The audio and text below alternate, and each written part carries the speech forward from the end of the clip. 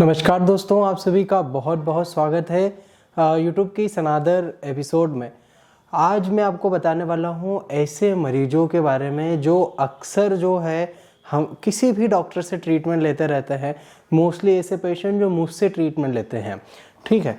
Treatment तो चलते रहता है, फ़ायदा भी होते रहता है, पर इस फ़ायदे होते रहने के कारण जो है व्यक्ति अपने आप को शक्तिमान समझने लगता है, वो अपने आप को नॉर्मल समझने लगता है और इसी फिनोमिना के चलते वो दौड़ने लग जाता है, वो ज़्यादा समय तक नीचे बैठने लग जाता है, वो बाइसिकल चलाने लग जाता है, वो मोटरसाइकिल चलाने लग जाता है, ड्राइविंग करने लग जाता है, हेवी वेट उठाने लग जाता है और ऐसी चीज़ें जिससे जो है कहीं ना कहीं हमारा एवियन बढ़ता है, ऐसी चीज़ें करने लग जाता है। तो ऐसे सारी मरीजों के लिए हम बताने वाले हैं आज का पूरा वीडियो कि यदि आप किसी भी डॉक्टर से ट्रीटमेंट ले रहे हैं और उस ट्रीटमेंट के चलते आपको फ़ायदा हो रहा है तो आपको कब सारी नॉर्मल एक्टिविटीज़ करना है। बहुत अच्छा इन्फॉर्मेटिव वीडियो है। किसी भी डॉक्टर से ट्रीटमेंट लें, पर ये बात ज़रूर ध्यान रखें जो मैं आपको अभी बताने वाला हूँ। सबसे पहली बात कि जो एवियन का ट्रीटमेंट होता है और आर्थराइटिस का ट्रीटमेंट होता है या ऐसी कोई भी बीमारी जिसमें डीजेनरेशन हो, जिसमें सडन हो, स्पेशली जॉइंट्स की यदि हम बात करें तो उन केसेस में आपकी जो रिकवरी होती है वो स्लो ही होती है, ठीक है। कि जब देखिए बीमारी कब पता लगती है, जब थोड़ी उसकी अवस्था बढ़ जाती है। इनिशियल कंडीशन में बीमारी बहुत कम लोग पकड़ पाते हैं, ठीक है। तो मान लीजिए आपको सेकेंड ग्रेड है, थर्ड ग्रेड है या आर्थराइटिस भी है, तो वो जो है हम बोल सकते हैं सब एडवांस कंडीशन में है। तो ऐसी कंडीशन में माइंडसेट हमेशा बना करके रखें कि 8 महीने से 1 साल तक का ट्रीटमेंट आपको लेना ही है, ठीक है। क्यों लेना है उसका कारण मैं बता देता हूं। सबसे पहले कि कहीं पर भी आप किसी भी पैथी में, एलोपैथिक, होम्योपैथिक, आयुर्वेदा, कोई भी ट्रीटमेंट आप ले रहे हो तो वो ट्रीटमेंट यदि आप लेते हैं, फायदा होता है, तो रिकवरी कितनी किस अनुसार होती है? वो रिकवरी होती है आपके बोन मेटाबॉलिज्म के अनुसार। बोन मेटाबॉलिज्म क्या है? बोन मेटाबॉलिज्म मतलब बोन का बनना और बोन का टूटना, ये जो क्रियाएं हैं जिसको हम मेडिकल टर्म में ऑस्टियोब्लास्टिक एक्टिविटीज और ऑस्टियोक्लास्टिक एक्टिविटीज कहते हैं। तो ये बॉडी में बोन का बनना और क्षरित होना, दोनों की मिलीजुली जो प्रक्रिया जिसको हम बोन मेटाबॉलिज्म कहते हैं। सबका बोन मेटाबॉलिज्म थोड़ा बहुत ऊपर नीचे होते रहता है, बट यदि आपकी बोन मेटाबॉलिज्म बहुत स्ट्रांग है, स्पेशली ऑस्टियोब्लास्टिक एक्टिविटीज आपकी काफी ज्यादा बढ़ी हुई है, तो आपकी रिकवरी भी अच्छी होगी, सिम्टोमेटिकली आपको रिलीफ मिलेगा और हड्डी भी जल्दी बन जाएगी। चाहे आप कोई भी ट्रीटमेंट ले, उससे फर्क नहीं पड़ता, ठीक है। क्योंकि होम्योपैथी में भी कैल्शियम वही है जो एलोपैथी में होता है, एलोपैथी में भी कैल्शियम वही है जो आयुर्वेदा में होता है, ठीक है। तो कैल्शियम तो सप्लीमेंट तो वही है, ठीक है। सबके तरीके अलग हैं, ठीक है। कुछ ब्लड स्ट्रीम को पतला कर देती है, ब्लड को पतला करने की दवाइयाँ एलोपैथी में दे देते हैं वो।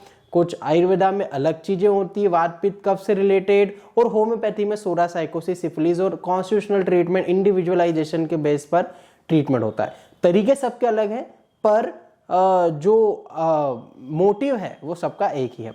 तो मोटिव कब होगा? जब आपकी जो बोन मेटाबॉलिज्म है वो अच्छी होगी और आपकी रिकवरी बोन की होना चाहिए।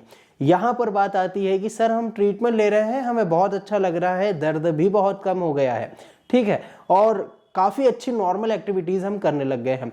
तो इस कंडीशन में आप प्लीज प्लीज प्लीज शक्तिमान ना बने। मेरे सारे पेशेंट को यही बोलता हूं कि यदि आप अच्छा फील कर रहे हैं, ये बहुत अच्छी बात है, आप बहुत जल्दी ठीक हो जाएंगे, पर जल्दी ठीक कब होंगे? जब आप प्रीवियस जो सावधानियां बरत रहे थे वो सावधानियां अभी भी बरतते रहेंगे, है ना। ज्यादा नीचे नहीं बैठेंगे। आपको पता है कि आप नीचे बैठ सकते हैं, 1 डेढ़ 2 घंटे भी बैठ सकते हैं, पर आपको अभी नहीं बैठना है, और बैठना भी है तो कम समय के लिए बैठना है, 5 मिनट 10 मिनट, ऐसे धीरे धीरे अपनी कैपेसिटी को बढ़ाना है। अचानक से बहुत ज्यादा चीजें नहीं करना है, ठीक है। आपको पता है कि सर मैं ड्राइविंग करता हूं, मुझे कुछ पेन नहीं होता है, ठीक है। मैं मोटरसाइकिल चलाता हूं, मुझे कुछ पेन नहीं होता है, ना मोटरसाइकिल चलाते समय होता है ना उसके बाद होता है। तो क्या करूं? तो आप ये कीजिए कि जो एवियन होने के पहले जितनी आप मोटरसाइकिल चलाते थे उससे आप लगभग 20% पे स्टार्ट कीजिए, ठीक है। फिर उसको अपनी कैपेसिटी को एक एक महीने करके बढ़ाइए। मतलब धीरे धीरे कैपेसिटीज को बढ़ाना है, एकदम से नहीं करना है। एकदम से यदि आप कर लेंगे तो आपकी चीजें और ज्यादा एग्रवेट हो जाएगी, बढ़ जाएगी, और एवियन जहां रिकवरी की ओर जा रहा था वहां पर एकदम से डिस्ट्रक्ट भी हो सकता है, एकदम से स्टेजिंग बढ़ सकती है, एकदम से आपको चीजें विपरीत अवस्था में जाती हुई दिख सकती है। ये वीडियो के माध्यम से मैं आपको डरा नहीं रहा हूं, आपको समझा रहा हूं, क्योंकि बहुत सारे केसेस हर डॉक्टर के पास आते हैं कि भाई हम तो ट्रीटमेंट ले रहे थे, बहुत फायदा हो रहा था, बट अचानक से चीजें कैसे बढ़ गई। तो जब हम हिस्ट्री पूछते हैं तो देखिए कुछ बहुत लॉयल पेशेंट होते हैं जो अपनी सारी चीजें बता देते हैं, पर कुछ ऐसे होते हैं जो अपनी गलती नहीं बता पाते। तो उन लोगों के लिए भी है कि यदि आपने ज्यादा चल लिया, ज्यादा घूम लिया, ज्यादा देर खड़े रह लिए, जो चीजें आप पहले सावधानी बरतते थे उसमें से कहीं ना कहीं आपने छूट दे दी अपने आप को, तो आपकी चीजें बढ़ने की संभावनाएं अभी भी है, क्योंकि आप अभी पूरी तरीके से ठीक नहीं हुए हो भाई। ये जरूर आप ध्यान रखो, है ना। तो प्लीज ऐसी चीजें ना करें। इससे होगा क्या कि अपना जो ट्रीटमेंट होगा वो भी रिट्रोवर्टेड हो जाएगा, पीछे चले जाएगा थोड़ा सा, और रिकवरी रेट भी स्लो हो जाएगी, तकलीफ और बढ़ जाएगी, ठीक है। हाँ, उस कंडीशन में भी चांसेस है कि आप ठीक हो पाओ, नो डाउट, कोई दिक्कत नहीं है, बिकॉज आप जो मेडिसिन ले रहे थे उससे आपको फायदा हुआ है, मतलब कि आपकी बॉडी को मेडिसिन सूट हो गई है, और उससे आप निश्चिंत ही ठीक हो जाओगे।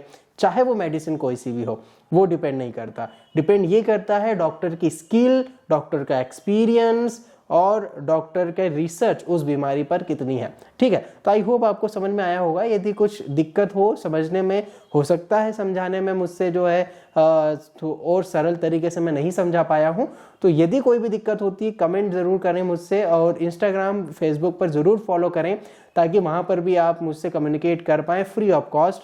अब देखिए, ट्रीटमेंट जो है वो लेना है आपको तो आप व्हाट्सअप कीजिएगा, ट्रीटमेंट के पर्पज से ही व्हाट्सअप कीजिए। व्हाट्सअप नंबर आपको स्क्रीन पर दिख ही रहा है, व्हाट्सअप करना है, आपकी सारी रिपोर्ट्स और अपॉइंटमेंट आपको बुक करवा लेना है। ऑनलाइन ऑफलाइन दोनों ही प्रकार से आप अपॉइंटमेंट ले सकते हैं। अब जो है ठंड आ गई है तो प्लीज़ ध्यान रखिए, ठंड के मौसम में हड्डी के जो बीमारियां होती है उसकी दिक्कतें बढ़ती है। आई होप सो आपको सब कुछ समझ में आया होगा। धन्यवाद। जाते जाते लाइक ज़रूर करें और सब्सक्राइब ज़रूर करो। आप लोग सब्सक्राइब नहीं करते हो, सब्सक्राइब कर दो, अधिक से अधिक लोगों को शेयर भी ज़रूर कीजिएगा। Thank you so much. मिलता हूँ मैं आपसे नेक्स्ट वीडियो में, तब तक अपना ध्यान रखिए। नमस्कार।